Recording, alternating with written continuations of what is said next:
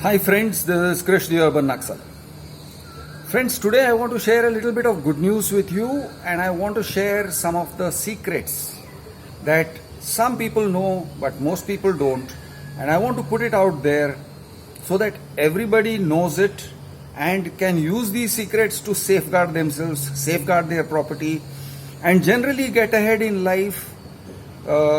This is very useful stuff. It helps you in a wide variety of situations. First of all, let me tell you the good news. The good news is, my friends, that you know that I spend a lot of my time helping people get back their tokens and booking amounts from builders.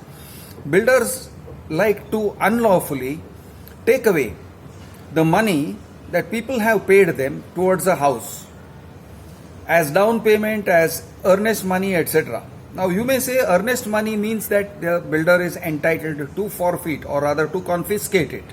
No, that is not true.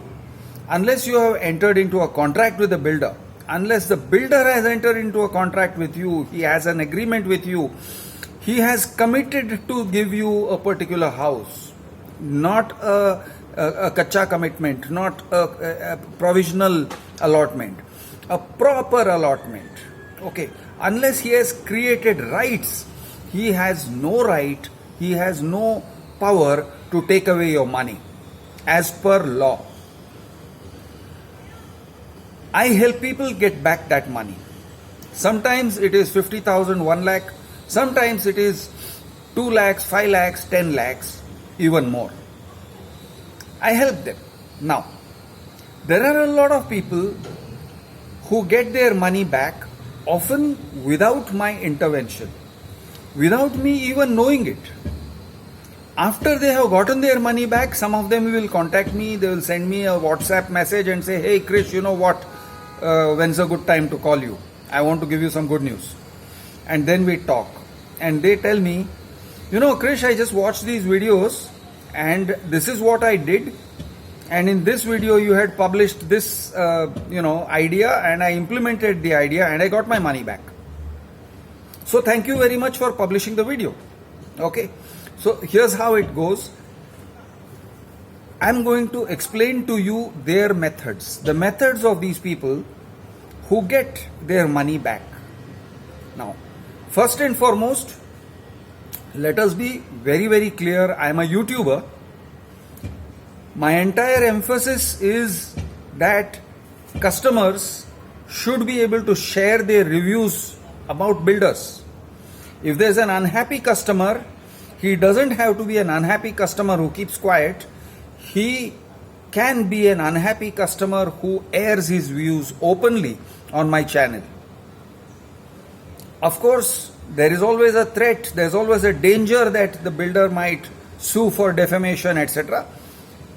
But as long as we stay within the domain of a customer expressing his views about a property that he has booked, and the bad service or elements of cheating and fraud, misinformation, disinformation, lack of information, lack of transparency, lack of accountability on the side of the builder, as long as we stay with these elements, these things, there is very little chance that the builder will successfully sue you for defamation. He can sue you. Anybody can sue anybody else.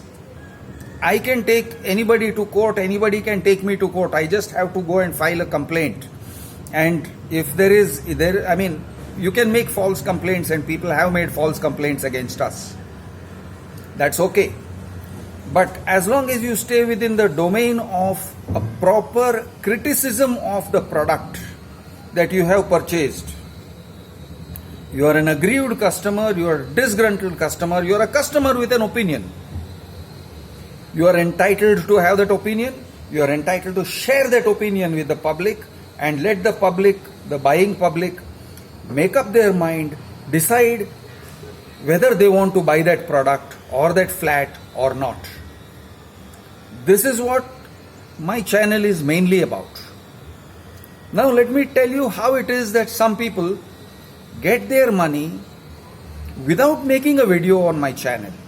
See, making a video on my channel often brings results, not always, but often brings results. And the result is like this: we make a video 2 days later, 3 days later, sometimes the same day, sometimes the same afternoon, the builder will call this person and say, hey, listen, you have a problem. Let us discuss it. Please come to my office. And very often they resolve the problem. They give them their money back. They give back the token. So this is one route. Make a video, put it out there into public domain. Let the builder feel the heat and let him give you your money back. That's one route. But there is another route, a more quiet route, a more, if I may use the word, bloodless route. It's a route where a series of actions will lead you towards getting your money back. But you don't make a video, you don't go into public domain, you don't use social media. How does that work? Works like this. First and foremost, you write a clear email to the builder saying, listen, I have not entered into any agreement with you. Our registered agreement has not yet happened. The law says this money which I have paid you as token and as booking amount, etc., is mine. The law says that until and unless you have entered into a registered agreement with me, with all the terms and conditions, you don't have a contract with me, and since there is no contract, there is no transaction with me, you have no right to keep my money. Return my money. Please immediately return my money. So you are giving out a very clear warning sign. Now, let me tell you how people generally write and how people should write. How people generally write is, oh, listen, I know I booked a flat at your sales office last week, but I have run into financial crisis. My wife is ill, my mother is ill, I need money for cancer surgery, and so on. Or I lost my job. These kinds of things. I have great personal distress, I have financial distress. That also works, but very often that doesn't. And the reason it doesn't is, the builder says, oh, you need money for cancer surgery, is it? Send me your papers. Now, very often the person is lying, he is bluffing. He just made up a reason on the spur of the moment, and now he has no papers to send. So this is how people put themselves into a spot. Don't do that. Don't do that. What you need to say is, listen,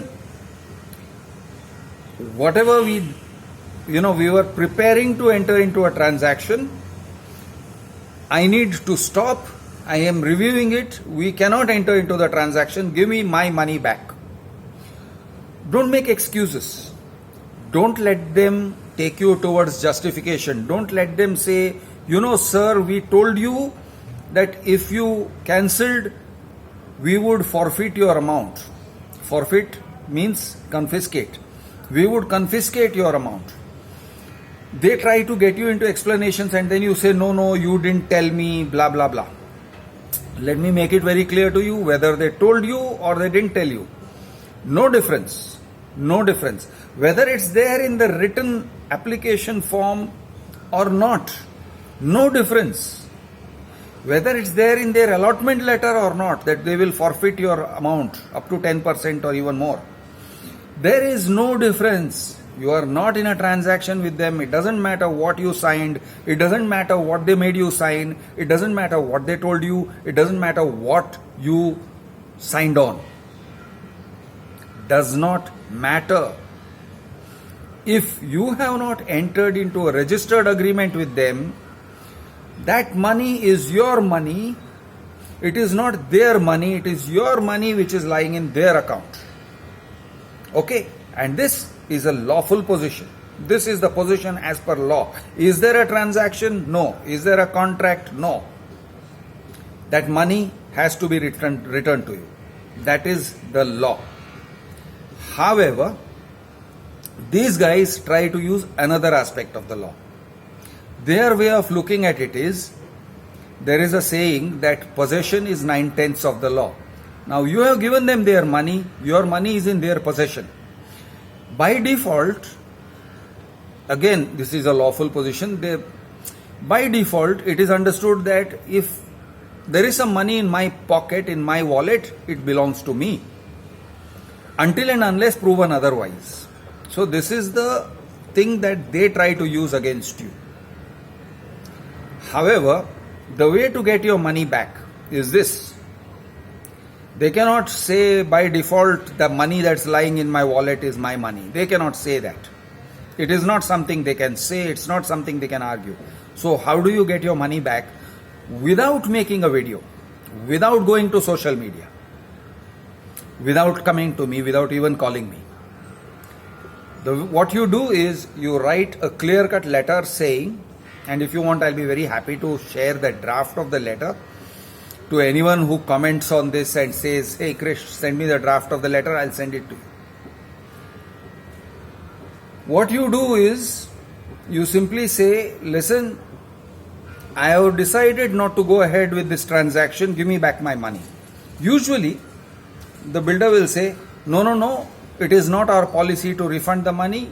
You are well aware that the policy is that your money will be forfeited. They say that. No problem. So most of the people, they hear this, they get this official letter, your money is forfeited, and they have a small heart attack. No need to worry. This is normal. They say your money will be forfeited. Then you write them a letter saying, my friend, it seems you do not understand the legal position.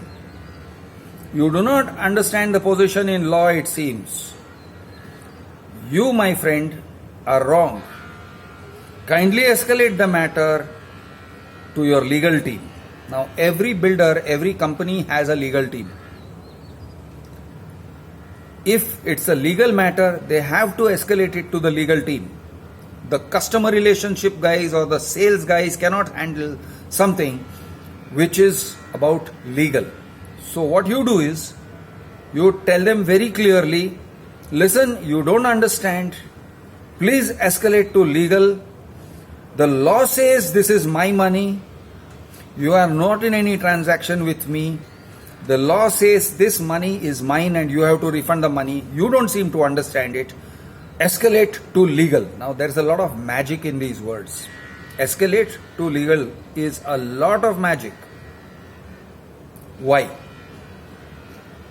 Because if you tell them to escalate to legal and they don't and they continue to argue with you, then you write again, listen, you did not understand, reminder number 1, please escalate to your legal team. They still give you some arguments, no, your money is forfeited, all that. Reminder number 2, please escalate to legal. Now, obviously, you are also saying or else. Now, why are they afraid of this?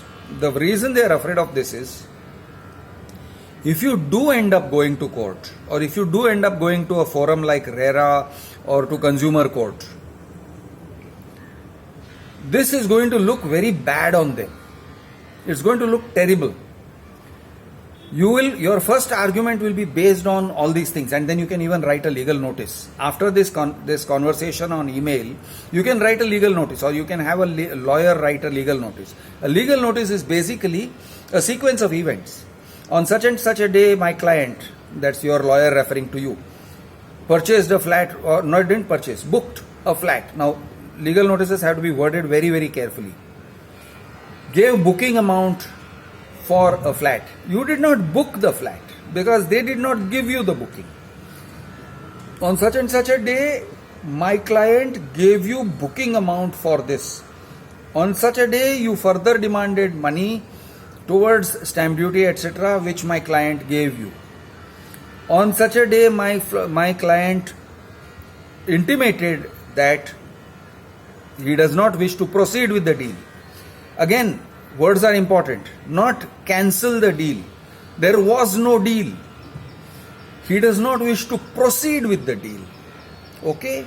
He does not want to consummate the deal. He does not want to make the deal with you. So, kindly refund the amount. Now they will give the entire sequence, and they will also say, on such a date my client asked you to escalate to legal.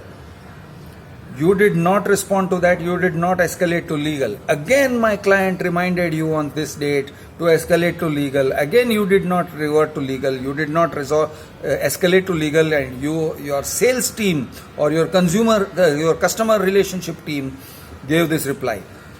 Third time my customer asked you to escalate to legal and you did not do it.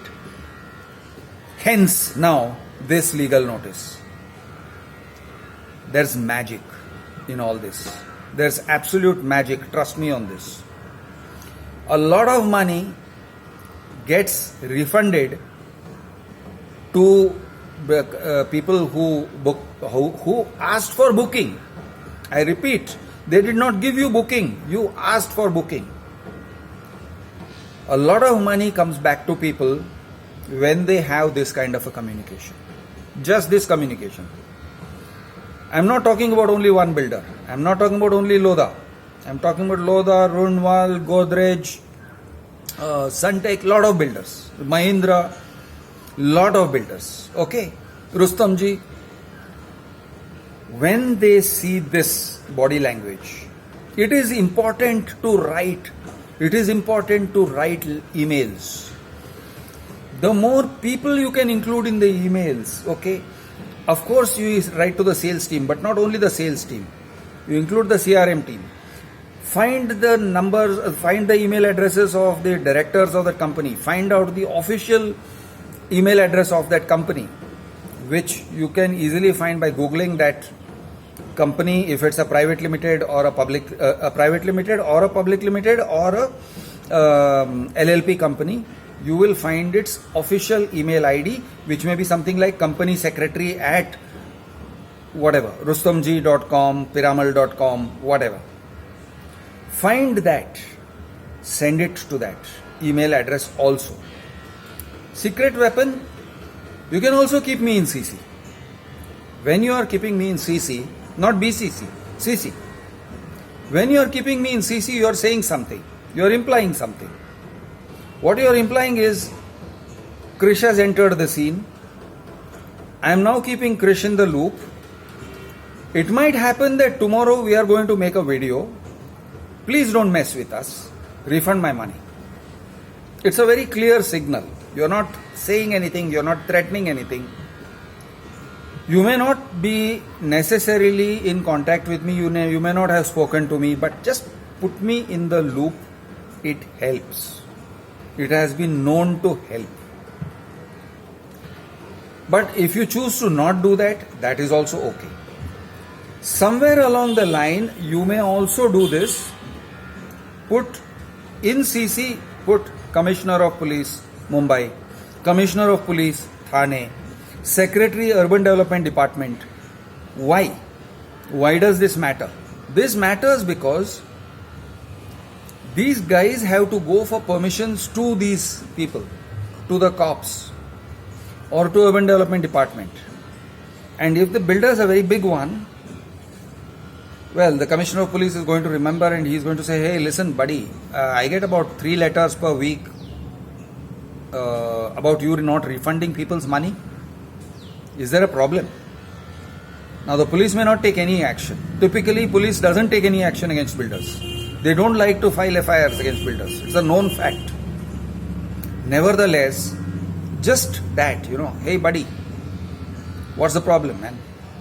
Why are there so many emails about you not refunding people's money, man? Like, are there a lot of cancellations? People don't like your projects? Just these questions. Urban Development Department Secretary. What's going on, man? Secretary Housing. Hey man, what's going on? What's the matter with you? Something not well? Your business is not doing so good, is it? People are unhappy with you, is it? These questions matter. These questions will hurt the builder. You can spread it further. Lots of places where you can spread it. And you should. You should keep all the company's directors in the loop. You should keep middle level management executives if you can get their numbers. You spread the thing as much as possible. Basically what you have to do is Your whole body language has to be, boss, I am not going to keep quiet. I am going to create a pile of correspondence. And when I go with this pile of correspondence to a court or to the police or to media or to Krish, boss, you are going to be embarrassed. You are going to find it difficult to reply to this. Please don't mess with me. That's your body language. Now, all this we are talking about, what are we calling this? We call it letter bazi. You can call it email bazi if you like. It's more important than having conversations on phone. It's more important than going there and meeting them. It's more important than anything you are likely to do. Have an email footprint. Email, not WhatsApp. Email. By this method, a lot of people get their money back without even my knowledge. And later, they call me and tell me the good news. Now, you need to be persistent. Make no mistake, it's not happening in one shot. 1 week, 2 weeks, 3 weeks, 4 weeks, 1 month, 2 months, 3 months. You may have to stay with it. Stay with the process. But if you want your money back, it's often lakhs of rupees. You need to do these things. This can help you in other situations also. We'll talk about it some other time. I'm Krish, the Urban Naxal, your friend. Jai Hind, Jai Maharashtra, Jai Jawan, Jai Kisan.